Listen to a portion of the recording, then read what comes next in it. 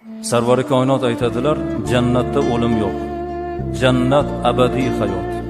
Jannatga kirgan odam o'zi uchun beriladigan hurni ko'rib, u hurning husni jamoliga hayrati oshib, hayratlanib o'lib qolgan bo'lar ekan.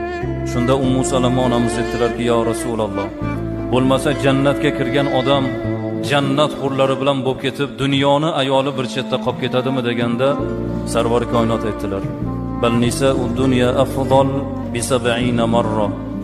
Dunyoni ayoli jannatning huridan 70 karra a'lo, go'zal, malohatli bo'ladi dedilar.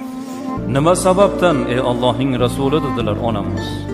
Sarvari koinot aytdilar, agar dunyoning ayolini qalbida iymon bo'lsa, eriga, Xudoga itoati bo'lsa, savmi saloti bo'lsa, dini diyonati bo'lsa, jannatning huridan 70 karra a'lo.